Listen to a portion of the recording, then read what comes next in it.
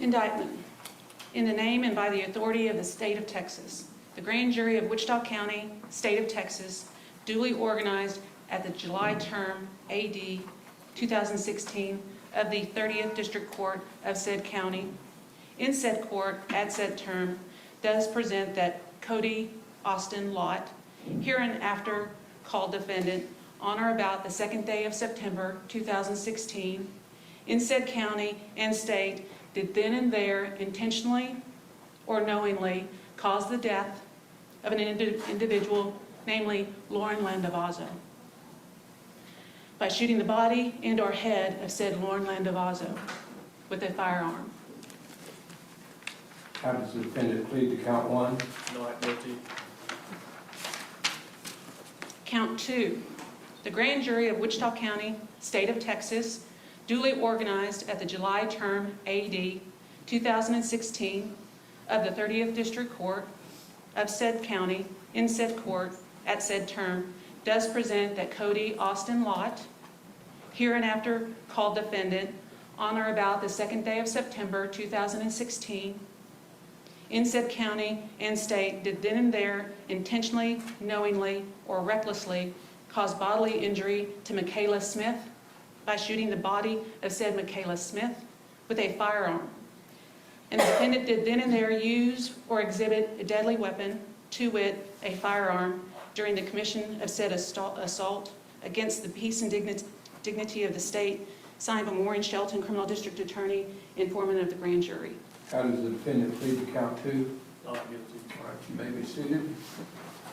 Does the state care to make an opening statement? I do, Your Honor. You may proceed. Okay, please, the court, counsel, ladies and gentlemen of the jury. As criminal district attorney, I represent the citizens of Wichita County. And in Wichita County is the city of Wichita Falls, and the population is about 100,000. And this is the city in which these crimes occurred. And what opening statement my job is to tell you what I believe the evidence will show throughout the course of the trial.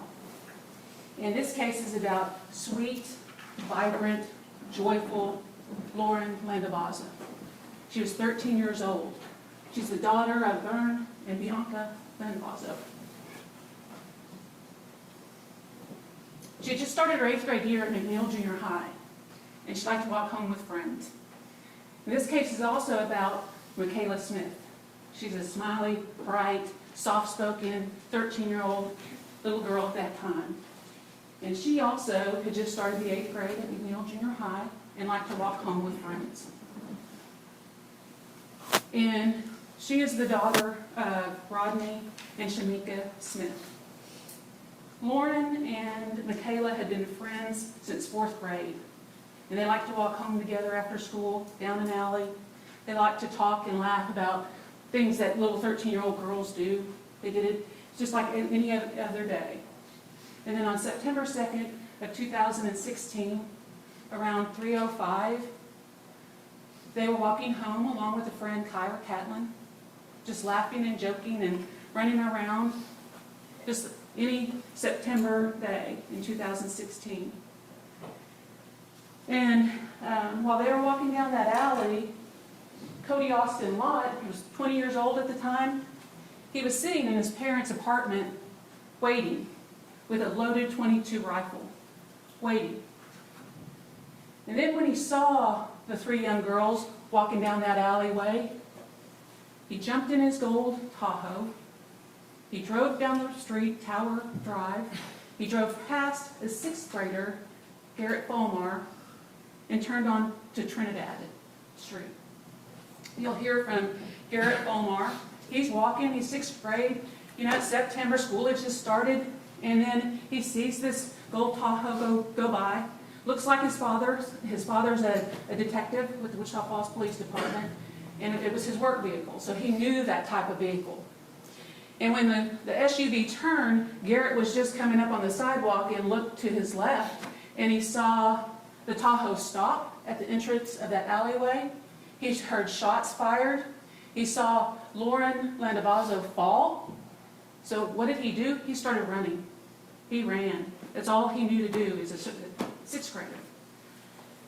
And then you'll hear from a now 15-year-old Michaela Smith, and she'll tell you her friends were Lauren and Kyra, and they walk home from school just like any other day on that September 2nd of 2016.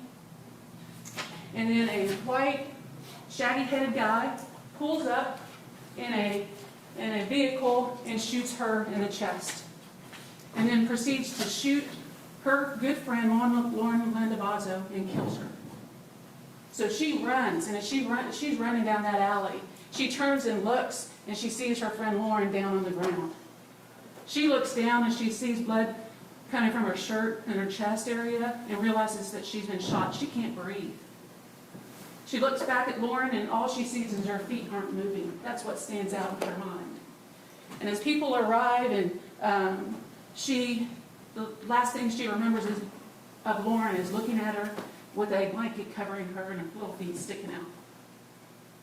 That's what she takes with her.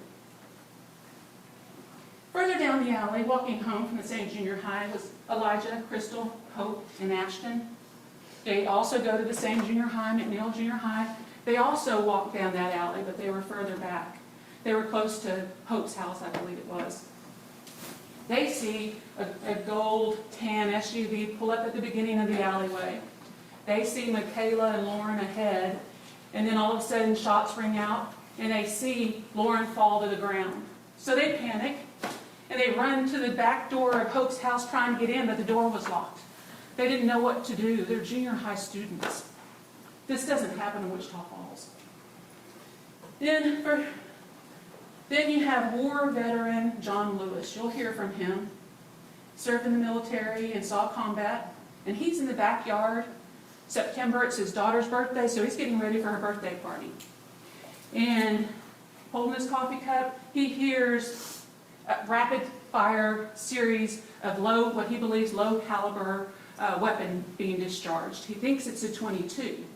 So he drops his coffee cup. He knows that sounds so well. He goes to his privacy fence, and through the slats, he sees a gold SUV take off in the direction of what you'll find is Southwest Parkway, followed by a black Tahoe at a high rate of speed. He jumps the fence. He's this tall, but he somehow mustered the strength to jump the fence. And in the meantime, he didn't even know his flip-flops flew off, because he knew he had to get to Lauren and help her if he could. That's what you do. Instincts. He gets to her and realizes, based upon his experience, Lauren's gone. And he'll tell you about that. He'll never forget that day. After just picking up her 9-year-old son, Sarah Eisenhower Cervantes sees a young boy running, and she thinks he's running from something. So she looks over to see what he's running from, and she sees Lauren Landavazo's body lying still at the entryway of that alley. And so she then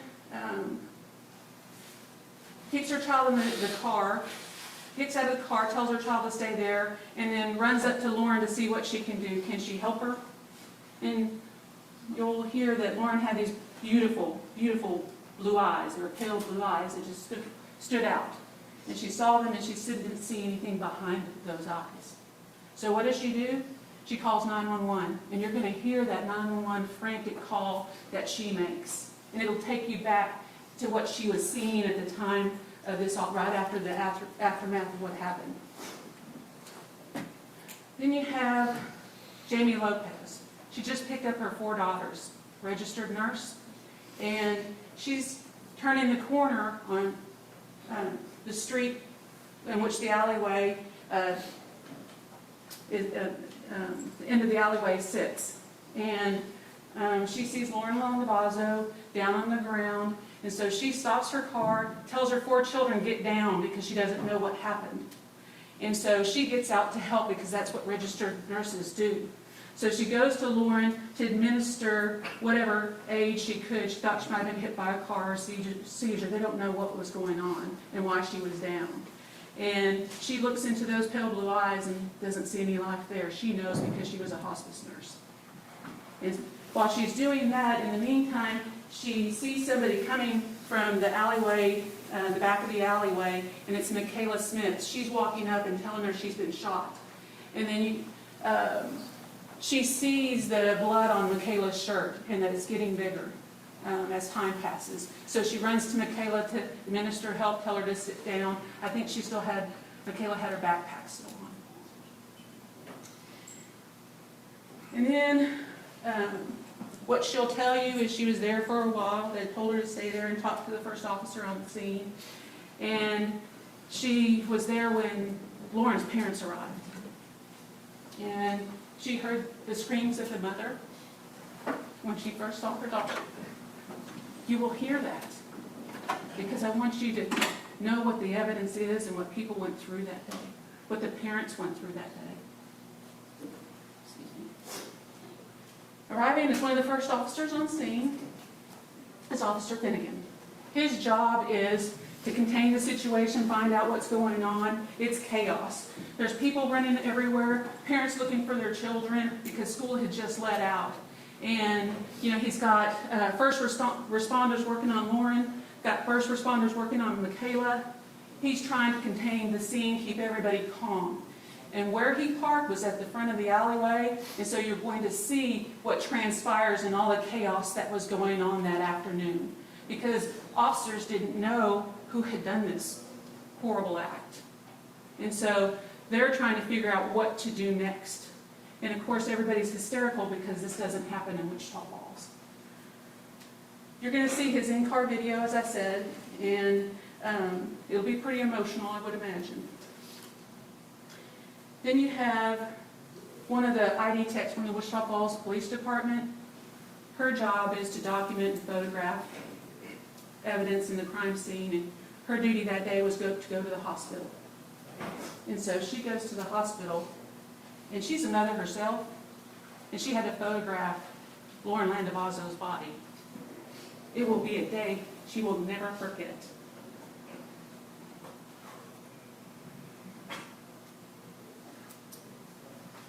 For almost 48 hours, the officers had no leads, no suspects.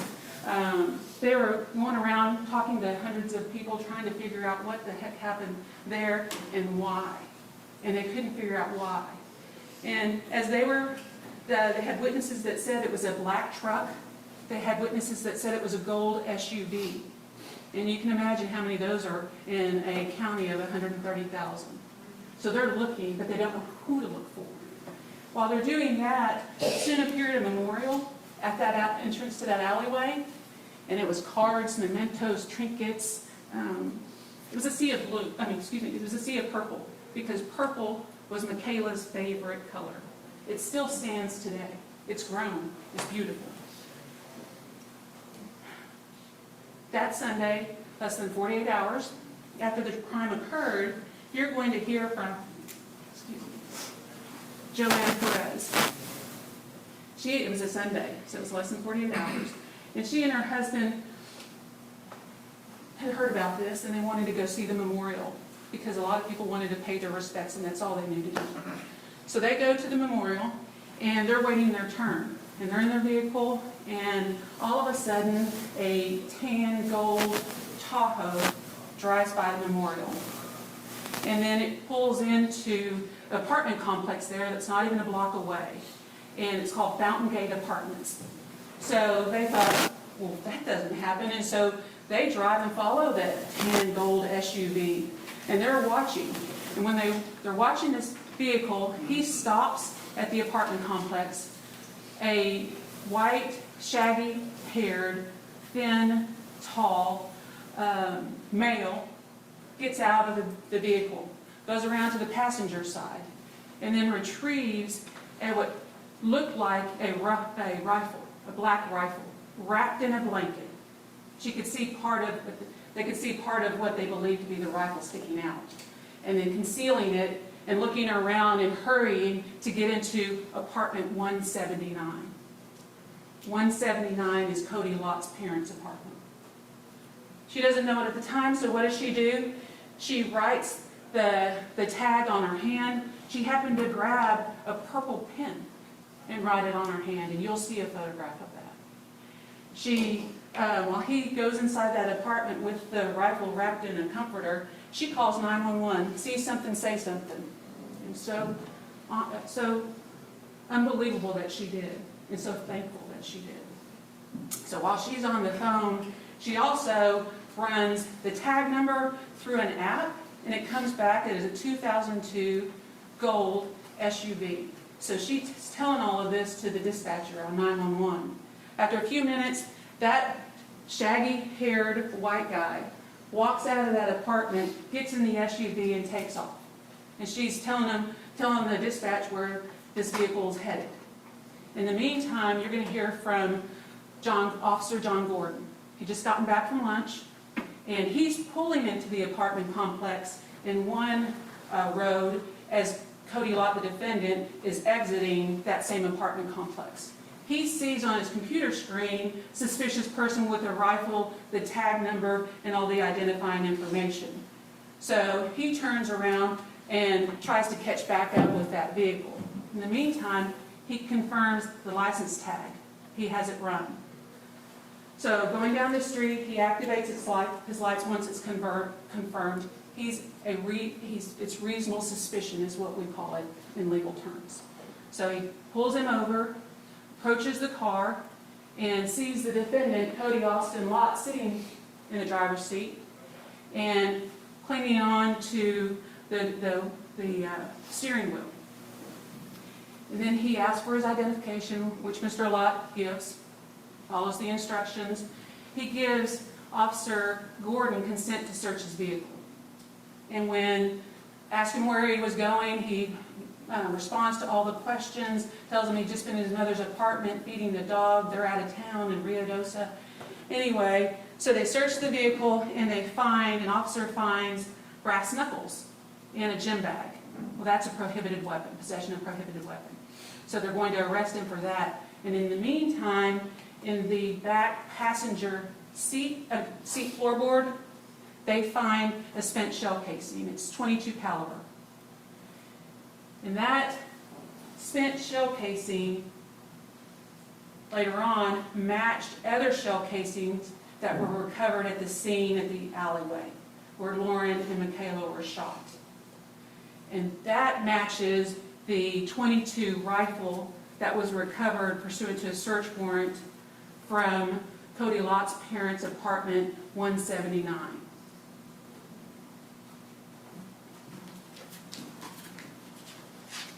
Ladies and gentlemen, it was only after the defendant was arrested for the murder and assault that he confessed to killing Lauren Landavazo and shooting Michaela Smith.